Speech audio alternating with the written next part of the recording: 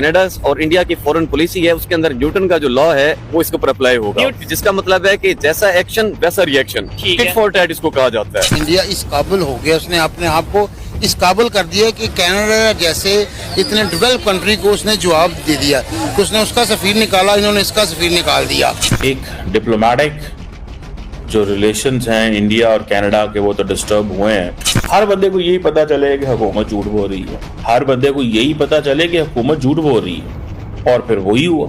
पिछले कुछ अरसे से आपको जो है इंडिया और कनाडा के जो रिलेशन है वो काफी डामाडोल जो है वो नजर आ रहे हैं। खासतौर पर जो है निजर की किलिंग के बाद से जो है आपको एक कुछ ज्यादा ही जो है वो आपको जो है ना टेंस रिलेशन जो है वो नजर आ रहे हैं। इंडिया ने अपने आप को इतना बड़ा कर लिया हुआ है कि इंडिया के अगेंस्ट कोई भी स्टेप लेना कंट्रीज के लिए इजी नहीं है, नॉट इवन वेस्टर्न कंट्रीज। लेकिन प्राइम मिनिस्टर के दिमाग में ये चीज है या आपको लग रहा है कि कहीं ना कहीं से डोर हिलाई जा रही है? इंडिया वाले तो हर जगह अपनी मुदाखलत करते हैं। मेरे पे आप इल्जाम लगा दें, किसी भी कंट्री पे, किसी पे, लेकिन प्रूफ के साथ लगाएं तो ज्यादा बेहतर नहीं। इंडिया की फॉरेन पॉलिसी है उसके अंदर न्यूटन का जो लॉ है वो इसके ऊपर अप्लाई होगा, न्यूटन लॉ पॉलिटिक्स अप्लाई हो जाएगा, जिसका मतलब है कि जैसा एक्शन वैसा रिएक्शन, टिट फॉर टैट इसको कहा जाता है। और उन्होंने सिर्फ कहा भी नहीं, उन्होंने करके दिखाया।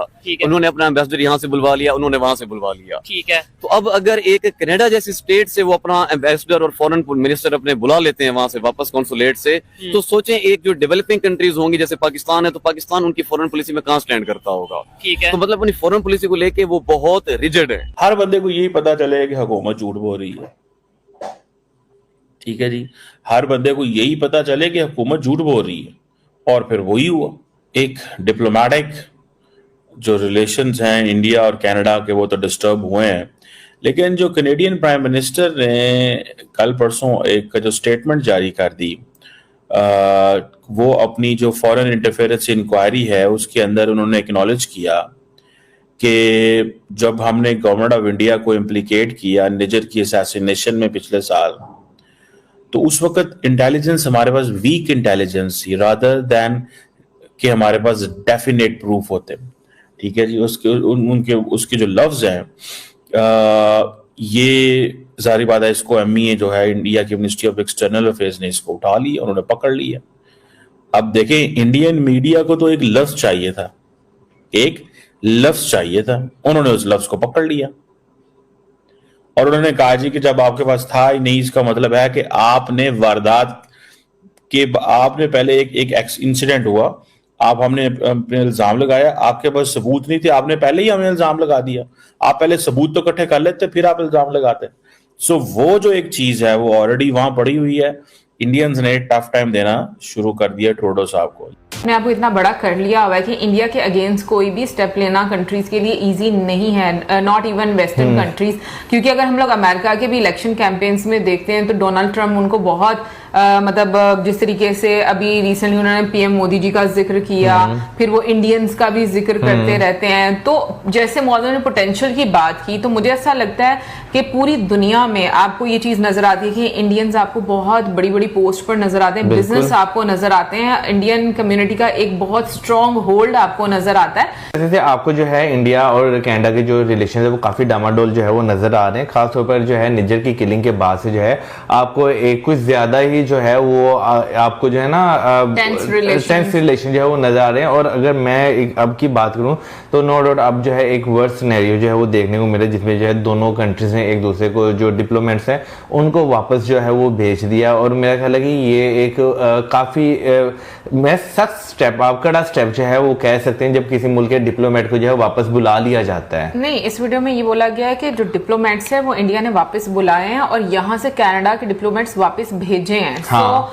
मतलब खुद बुलाने में और वहां से दूसरी गवर्नमेंट के भेजने में मुझे लगता है ये बड़ा डिफरेंस होता है। कहीं ना कहीं पर आप ये एक मैसेज कन्वे करते हो जो आपका एक बिहेवियर है वो टॉलरेट नहीं किया जाएगा। लेकिन प्राइम मिनिस्टर के दिमाग में ये चीज है या आपको लग रहा है कि कहीं ना कहीं से डोर हिलाई जा रही है? अमेरिका की तरफ ही मेरा इशारा है कि अमेरिका को क्या बीच में लाएगा भारत, या अमेरिका के साथ अलग ही डील होगी? उसके मैं बिल्कुल ये बताना आपको ये चाहूंगा कि वहां पे जो पॉलिटिकल असाइलम के कवानीन है उनको सारी दुनिया अब्यूज कर रही है। बल्कि ये जो अभी वाकया रिसेंटली निजर साहब का हुआ था वहां पे वो मर्डर का, और आपने देखा होगा कि श्रीलंका वाले बोले, उन्होंने कहा हमारे तामिल जो थे, तामिल टाइगर्स, उनको वहां पॉलिटिकल असाइलम दिया जाता था। उसके बाद बांग्लादेश के जो है वो भी बोले इनके खिलाफ। जो दर हकीकत ये वाकई फैक्ट है कि उनका पॉलिटिकल असाइलम देने का सिस्टम है, उसको लोग अब्यूज करते हैं और इनको चाहिए उसको अमेंड करें। आप ये देखें कि भारत की तरफ से 26 रिक्वेस्टें गई थी कि ये लोग क्रिमिनल हैं, they are wanted in India, इनको हमारे हवाले किया जाए, लेकिन एक भी बंदा हवाले नहीं किया गया। तो दर हकीकत, और दूसरा फैटफ के अंदर देखा जाए, मैं जब पाकिस्तान फैटफ की ग्रे लिस्ट पे मौजूद था तो मैं फैटफ पे बड़ी रिसर्च करता रहा हूं। फैटफ, IMF और वर्ल्ड बैंक, यहां भारत के डायस्पोरा और भारत के जो भारतीय अमेरिकन निषाद जो लोग हैं, सिटीजन हैं, they have a very strong influence in them. तो अगर वो वहां पे लेके जाएंगे, आई हैव नो डाउट कि Canada will face huge restrictions on them और उनको इसमें ग्रे लिस्ट में लाया जाएगा। मैं समझता हूं कि कनाडा को फ्यूचर के अंदर अपने कवानीन को अमेंड करने की जरूरत है। जिस तरीके से इस वक्त इंटरनेशनल स्टेज के ऊपर कनाडा को बड़े तनकीद के साथ देखा जा रहा है, बड़ी क्रिटिकल चीजों से देखा जा रहा है कि दुनिया भर से लोग जो है वो क्राइम करके कनाडा में जाके पॉलिटिकल असाइलम ले लेते हैं, वो हर चीज जो है वो लवी डबी हो जाती है। इनको अपने कवानीन अमेंड करने होंगे। जय हिंद दोस्तों, स्वागत है आपका हिंदुस्तान की दहाड़ चैनल में। तो दोस्तों, जैसे कि आपने वीडियो में देखा, आइए जानते वीडियो के बारे में। कनाडा और भारत के बीच राजनीतिक तनाव फिर से बढ़ रहा है, संबंध अपने निचले स्तर पर पहुंच गए हैं। कनाडा ने भारतीय राजनयिकों का हत्या में हाथ होने का आरोप लगाते हुए देश से बाहर निकाल कर दिया है। जवाब में भारत ने कनाडा के 6 राजनयिक निकाले हैं। सवाल है कि तनाव बढ़ा तो क्या होगा। भारत और कनाडा के बीच एक बार फिर तनाव बढ़ने लगा है। कनाडा के PM जस्टिन ट्रूडो ने हरदीप सिंह निज्जर की हत्या का आरोप भारत सरकार पर लगाया है। कनाडा ने इस बार उच्चायुक्त सहित 6 राजनयिकों को वापस जाने को कह दिया है। इसके बाद भारत ने भी कनाडा के 6 राजनयिकों को निकाल दिया है। ट्रूडो का कहना है कि कनाडाई नागरिकों की हत्या में भारतीय अधिकारियों का हाथ होने से जुड़ी रिपोर्ट अपने सहयोगियों से साझा की है। सवाल उठता है कि भारत और कनाडा का तनाव बढ़ता तो क्या होगा। कनाडा में बड़ी संख्या में भारतीय रहते हैं, वहीं हर साल हजारों छात्र कनाडा में पढ़ने के लिए जाते हैं। कनाडा और भारत के बीच गहरे व्यापारिक संबंध हैं। सोमवार को भारत के खिलाफ प्रेस कॉन्फ्रेंस में ये ट्रूडो ने व्यापारिक और नागरिक संबंध का जिक्र करते हुए कहा कि वह भारत के साथ रिश्ते खराब नहीं चाहते। ट्रूडो के आरोपों के बाद भारत कनाडा के बीच तनाव बढ़ता जा रहा है, तो इसका सभी पर असर पड़ सकता है। साल 2022 की बात करें तो कनाडा का 10वां बड़ा व्यापारिक भागीदार था भारत।